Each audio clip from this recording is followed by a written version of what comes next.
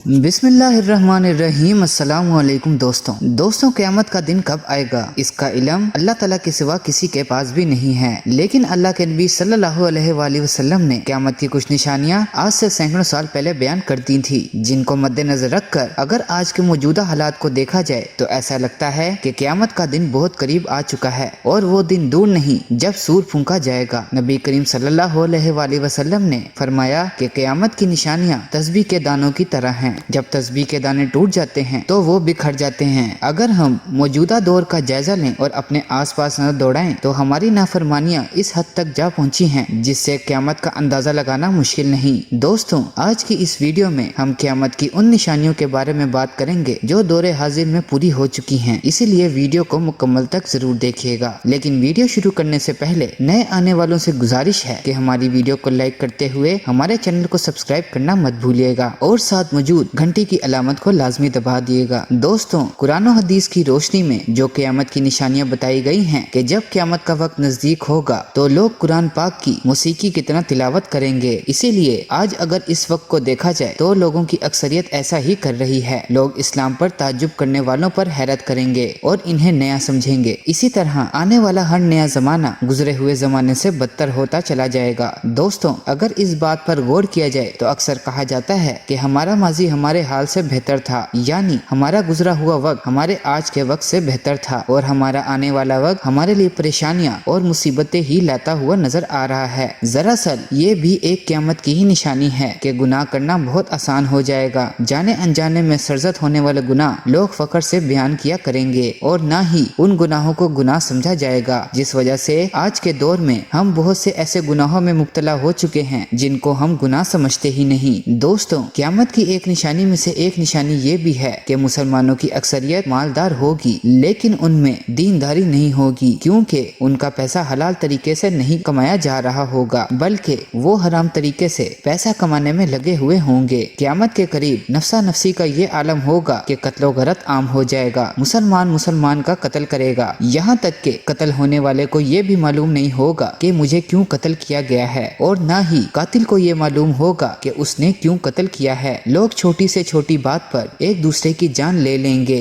दुनिया के मालदार लोग बखील हो जाएंगे और जहालत आम हो जाएगी। लोग दुनियावी तालीम याफ्ता होंगे लेकिन इस्लाम से बिल्कुल दूर हो जाएंगे। हमारे घर में कुरान पाक तो है लेकिन हम इसको खोल कर नहीं पढ़ते हैं। लोग ज़कात के हकदार नहीं होंगे लेकिन फिर भी ज़कात को तलब करेंगे। औरतें बेहया हो जाएंगी और वो कपड़े पहन कर भी नंगी होंगी, यानी उनके कपड़े इतने पतले और बारीक होंगे कि उनका जिस्म साफ साफ नजर आएगा। नाच गाना आम हो जाएगा और क़यामत के करीब बरकत खत्म हो जाएगी। साल महीने जैसा और हफ्ता दिन जैसा हो जाएगा, यानी वक्त से भी बरकत खत्म हो जाएगी। साल महीनों जैसा और महीने दिन जैसे गुजरेंगे और ये निशानी आज पूरी हो चुकी है। अरब के सहरा में फरागी आ जाएगी। जहाँ किसी वक्त कच्चे मकान हुआ करते थे, उन्हीं सहराओं में बुलंदो बाला इमारतें खड़ी हो जाएंगी। लोग इस्लाम से इनकार करेंगे और मन घड़त किस्से बयान करेंगे। क़यामत के करीब इल्म उठ जाएगा, यानी उलमाए इकराम उठा लिए जाएंगे और लोग जाहिलों को अपना इमाम बना लेंगे। वो खुद गुमराह होंगे और औरों को भी गुमराह करेंगे। शराब का इस्तेमाल आम हो जाएगा और लोग शराबी मसनूआत को मुख्तलिफ नाम रख कर इस्तेमाल किया करेंगे।